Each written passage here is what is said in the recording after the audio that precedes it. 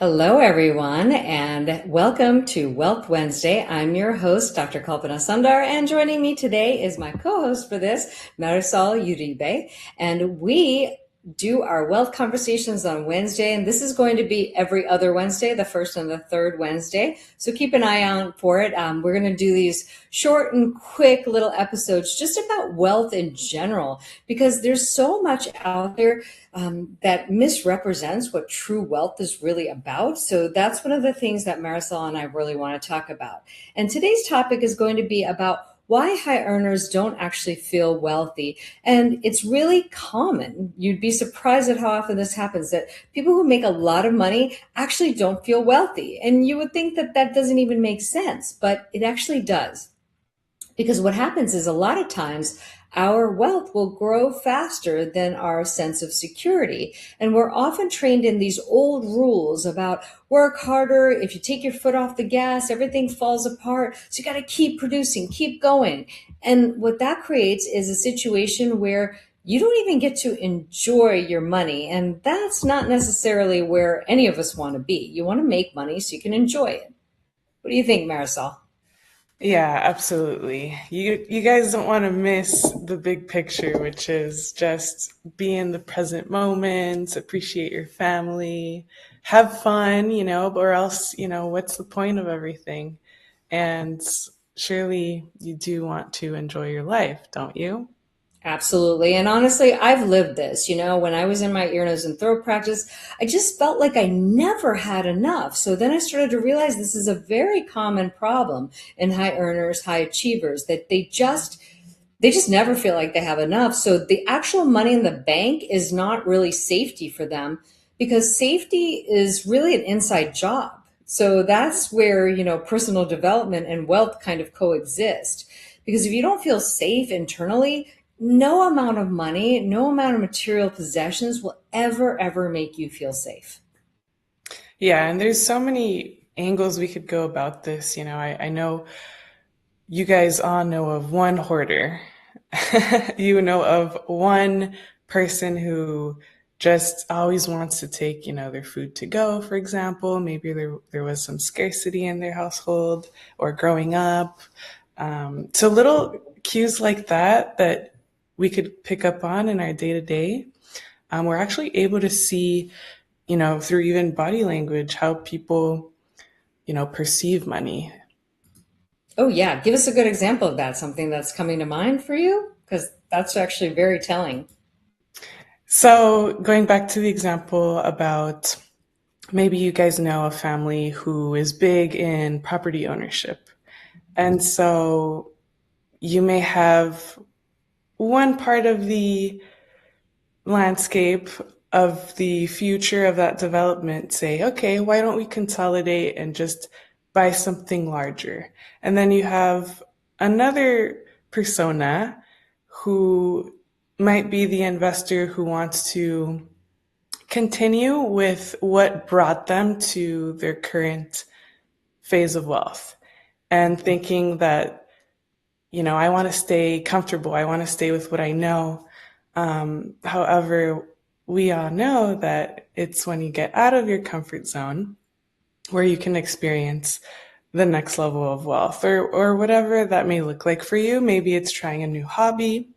Perhaps it's joining a new community with a different interest that you have yet to explore.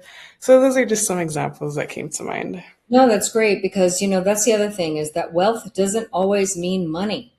Wealth could be in the form of freedom. Wealth could be in the form of emotional wealth with beautiful relationships in your life.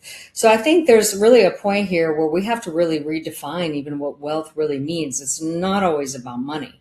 And I think that is a very common mistake, because you can have a lot of money and have nothing else. And I wouldn't consider that wealthy. So for me, my vision of wealthy is, yes, having financial freedom, but also having these emotionally wonderful relationships, the ability to give back. To me, that's what real wealth is. So I think we have to expand even our definition of wealth.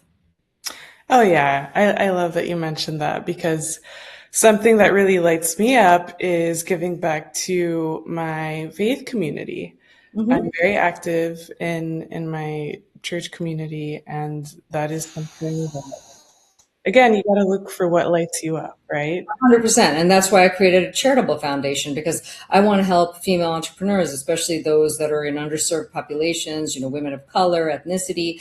And that's what lights me up. And in addition to doing all these, things like I love these podcasts, I love these little episodes. So you're so right. We have to do what lights us up. And then you have wealth in a completely different way. And I think it's also important to remember that it's not just money that creates the wealth, it's the structure and the systems behind what you're doing. So money that's organized actually works better for you than just having money in the bank, just sitting there. Oh, yeah, exactly. That's why, when we sit down with people, we look at the holistic view, what does the next 20 years, what do you want that to look like for you? And it's from a place of values and a place of planning that we can then recommend the best strategies. 100%. Because again, each person has different life goals, different ideas, has different, I don't know, issues that maybe they're trying to get past. Either they're stuck in their comfort zone or they've, heard different things about different investment opportunities that may not necessarily be true. We all come from different life experiences. We all come from different cultures. We all come from different backgrounds. And I think that's really the one thing that you and I do very differently than other people may. We really take all those things into consideration before creating a plan for somebody. Just what do you really want out of your life? And we have no judgment on what that should look like. We just want to get to what that person wants. Yes. And, the people who may have it all put together on the outside, that may even be a facade. Like you don't know their life until you really unveil the curtain and can see with a little more detail what the numbers look like. And again, we're not equating wealth with just profit and loss statements, with just bank account numbers. We want to look at it with a holistic approach. So, how is your health doing? How are the relationships with your friends, your loved ones? How is the relationship with yourself? So, Yeah. things like that is something to look at. And that's the big one. I have to say that I think wealth really is best defined by your relationship with yourself. Because, if your idea of wealth is just working harder to create more money, there's something going on with your relationship to self that doesn't allow you to rest, that doesn't allow you to feel like you can receive, that you deserve rest, or, all of those things. There's so much at play. And I've just done so much work around this, really just for myself to understand it better, because it came from that environment where I just felt like I couldn't rest. If I took my foot off the gas, everything was going to fall apart. It took me years to unlearn that because it was so inside of me from my cultural upbringing, from my parents and all of these things. So it's just really important to look at all that and, really see that there's a whole nother way to live. If we can decondition ourselves from what we've been conditioned from, life really could look very, very different.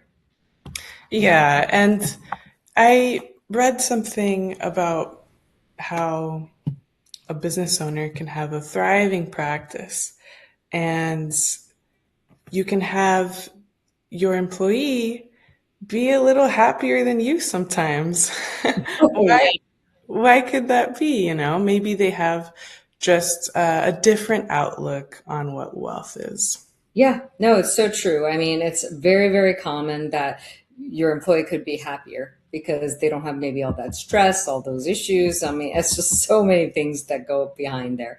So, if this resonates with you, because I think it does for a lot of us, I think it's really important to really look at our lives and just see what it is that we want out of it. And just the big one is really just not to go with what everybody thinks you should have. I think that is so huge that we see that all the time. Everybody's like, oh, this is what you should be doing. I can't tell you how often that happens to me. Oh, you should be doing this. I'm like, I don't want that, but thank you.